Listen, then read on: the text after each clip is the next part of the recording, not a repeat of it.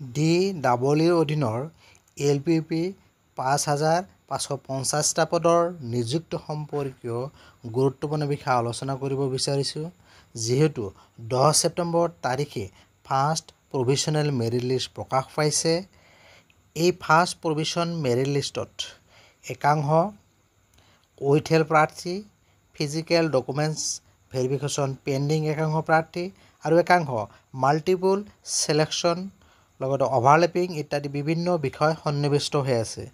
আৰু যিহেতু মুখ্যমন্ত্ৰীয়ে উল্লেখ কৰিছে যে অক্টোবৰৰ 15 পৰা 20 তাৰিখৰ ভিতৰত LPPৰ ফাইনেল মেৰিট লিষ্ট প্ৰকাশ পাব।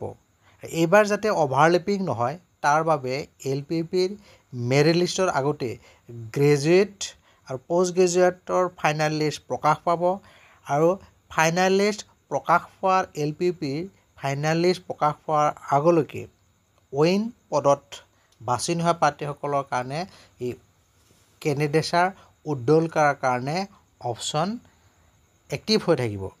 আৰু এই বিভিন্ন বিষয় সামৰি যিহেতু বিভিন্ন বিভাগৰ নিযুক্তি প্ৰক্ৰিয়া একেলগে চলি আছে, যিসকল প্ৰাৰ্থীয়ে অইন বিভাগত ইতিমধ্যে ছিলেকশ্যন হৈছে সেইসকল প্ৰাৰ্থীয়ে কেণ্ডিডেটছাৰ উজ্জ্বল কৰিব পাৰিব। আৰু আশা কৰা হৈছে দুৰ্গা পূজাৰ পিছতে অৰ্থাৎ 5 বা 6 তাৰিখতে ছেকেণ্ড LPPৰ প্ৰভিশ্যনেল মেৰিট লিষ্ট প্ৰকাশ পোৱাৰ সম্ভাৱনা আছে। আৰু এই লিষ্টত যিহেতু ওপৰত উল্লেখ কৰা এই বিষয়সমূহ সংশোধন হৈ আহিলে ভালেখিনি কাট অফ মাৰ্ক ডাউন হোৱাৰ সম্ভাৱনা আছে।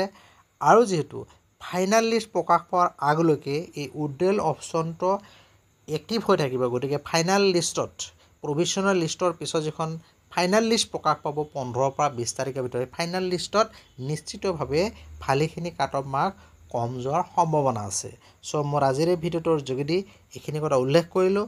যিসকল প্ৰাৰ্থীয়ে অইন পদসমূহত ছিলেকশ্যন হৈছে সেইসকলে এই পদসমূহৰ পৰা LPPৰ পদসমূহৰ পৰা উজ্জ্বল কৰে নিশ্চিতভাৱে একাংশ প্ৰাৰ্থীৰ বাবে ভাল খবৰ আহিব। মোৰ আজিৰ এই ভিডিঅ'টোৰ যোগেদি গুৰুত্বপূৰ্ণ বিষয়খিনি শ্বেয়াৰ কৰিলোঁ। ভিডিঅ' ভাল লাগিলে লাইক আৰু শ্বেয়াৰ কৰিব আৰু এনেকুৱা ধৰণৰ গুৰুত্বপূৰ্ণ বাতৰিৰ বাবে যিসকলে চেনেলটো এতিয়া ছাবস্ক্ৰাইব কৰা নাই চেনেলটো ছাবস্ক্ৰাইব কৰি ন'টিফিকেশ্যন বেলটো অল কৰি দিব। Thank U.